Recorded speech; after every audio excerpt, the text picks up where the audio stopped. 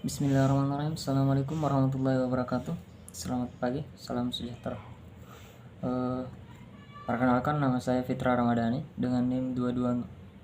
Perkenalkan nama saya Fitra Ramadhani dari Prodi Desain Komunikasi Visual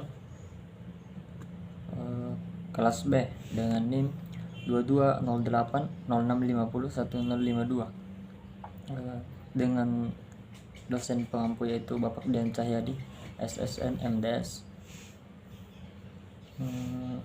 Baiklah, pada kesempatan kali ini saya akan membawakan kembali materi yang telah dibawakan oleh Bapak Dian Cahyadi sebelumnya, yaitu pada pertemuan 9. Materi 9 yaitu metode proses desain dalam metodologi desain. Baik, langsung saja. Peran penting desain dalam pengembangan produk dan sistem yang efektif ialah desain merupakan aspek penting dalam pengembangan produk dan sistem yang efektif. Desain yang baik dapat membantu meningkatkan kualitas fungsional dan serta daya tarik produk dan sistem menurut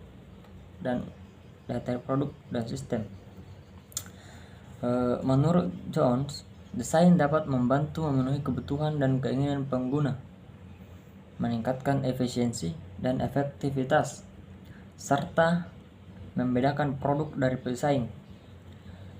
Konsep dasar metode proses desain dan metodologi desain adalah dua konsep dasar yang sangat penting dalam bidang desain, di mana kedua konsep ini memainkan peran penting dalam membantu desainer mencapai tujuan desain dan menghasilkan produk atau sistem yang efektif dan inovatif.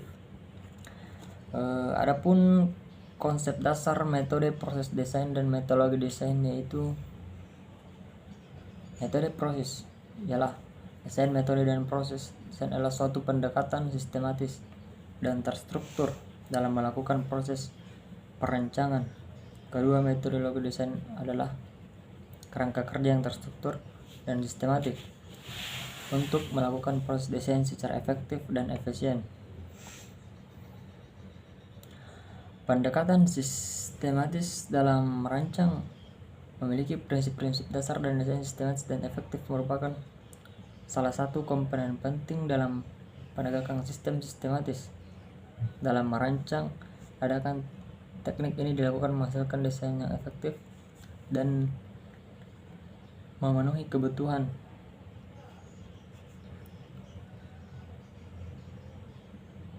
Menurut Ullmann, terdapat beberapa prinsip dasar dalam desain sistematik yang efektif. Pertama ialah desain harus memiliki atau memenuhi kebutuhan fungsional. Kedua, desain harus mempertimbangkan faktor-faktor lingkungan dan sosial seperti dampak lingkungan dan keamanan publik. Ketiga, desain harus mempertimbangkan faktor-faktor ekonomi seperti biaya produksi dan keuntungan yang dihasilkan. Keempat, desain harus mempertimbangkan faktor-faktor ekonomis dan kenyamanan pengguna. Kemudian, langkah-langkah dalam metode proses desain.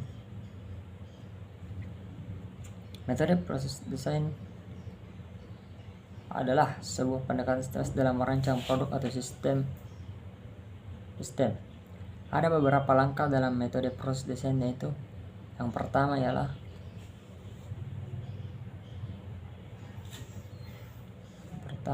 memahami kebutuhan atau masalah yang perlu dipecahkan. Kemudian yang kedua, melakukan riset dan analisis pasar.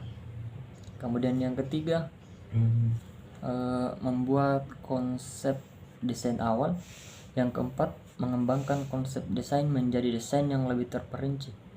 Kemudian yang kelima, melakukan pengujian dan evaluasi terhadap desain. Dan yang terakhir adalah proses dan peluncuran produk atau sistem.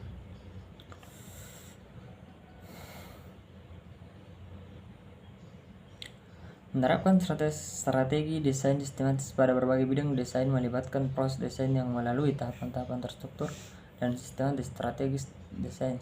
Sistem sistematis tersebut tidak hanya berlaku pada bidang arsitektur atau teknik mesin, tetapi juga dapat diterapkan pada berbagai bidang desain seperti produk grafik, komunikasi, hingga desain pengalaman pengguna atau user experience.